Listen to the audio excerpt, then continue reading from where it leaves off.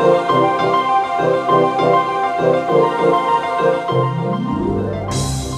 और पुरुष के रिप्रोडक्टिव सिस्टम नवजीवन निर्माण के लिए डिजाइन किए गए हैं। मेल जेनेटिक सिस्टम यानी पुरुष प्रजनन अंग में 2 अंडकोश होते हैं जो नलिकाओं से जुड़े होते हैं। खा लो।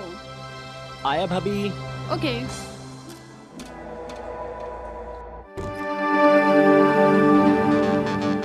ये डक्ट स्खलन नलिका से मिलकर स्पर्म को सीमेन के साथ लिंग के माध्यम से स्त्री के जननांग तक पहुंचाते हैं।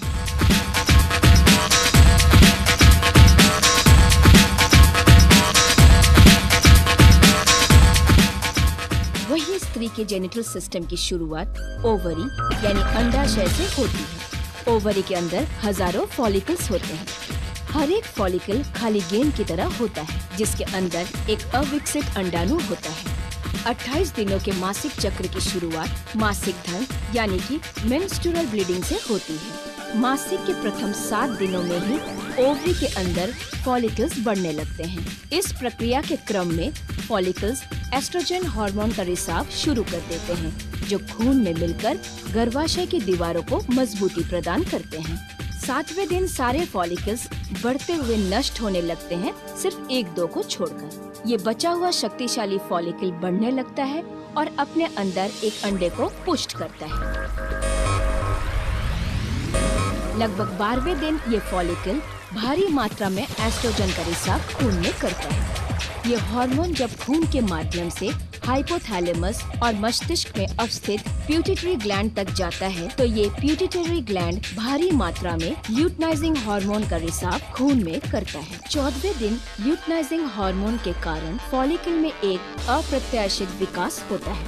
अंडोत्सर्ग यानी कि ओव्यूलेशन के ठीक पहले फॉलिकल के अंदर स्थित एग फॉलिकल से डिटैच्ड हो जाता है। इस विकसित फॉलिकल से निकले रसायन के कारण 1 या 2 डिंब वाही नलिका यानी कि फैलोपियन ट्यूब्स उसके करीब आकर फॉलिकल को घेर लेते हैं। फिर होता है एक विस्फोट और एग कुछ तरल पदार्थों के साथ बाहर निकलते हैं और उनको थामने के लिए डिंब वाही नलिका के अग्रभाग आगे आ जाते हैं, जैसे कोई बाहें फैला रहा हो और उस एग को थामकर डिंब वाही नलिका के मुख तक पहुंचाते हैं। फैलोपियन ट्यूब के अंदर इस एग को बड़ी हिफाजत से गर्भाशय यानी कि यूट्रस तक पहुंचाया जाता है। इस अंडोत्सर्ग यानी ओव्यूलेशन के बाद एक अंडे का जीवन 12 से 24 घंटे का होता है। इस काल में ही उस अंडाणु का पुरुष शुक्राणु से मिलन आवश्यक है, तभी एक स्त्री गर्भवती होती है। और अगर इस काल में ये फर्टिलाइज नहीं होता है तो ये एग नष्ट होकर मासिक के वक्त खून के साथ निकल जाता है। हर स्त्री के अंदर उसके ओवरी में हर महीने एक एग विकसित होता है।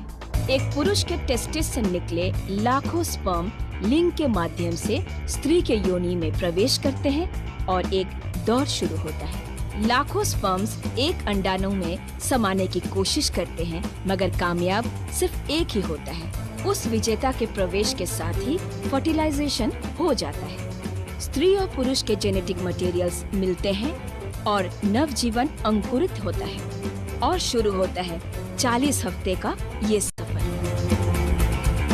हर दिन फीटस का विकास शुरू होता है। 21वें हफ्ते तक फीटस के अंगों का विकास हो जाता है। माँ उसके हर मूवमेंट्स को अनुभव करने लगती है। फीटस का पोषण माँ से जुड़े एक नलिका से होती है।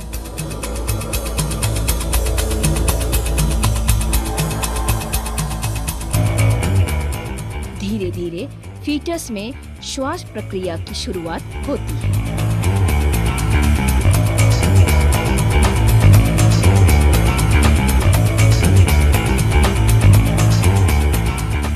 जिससे फीटस का दिल अपना काम करना शुरू करता है।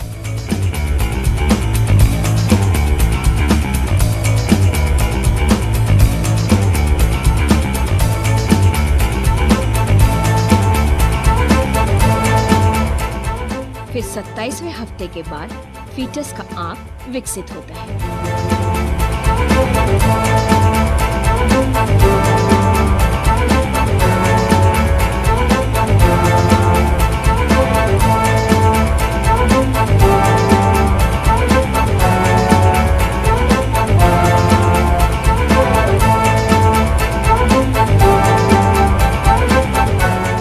वो दिन भी आ जाता है जब एक नया जीवन दुनिया में प्रवेश करता है।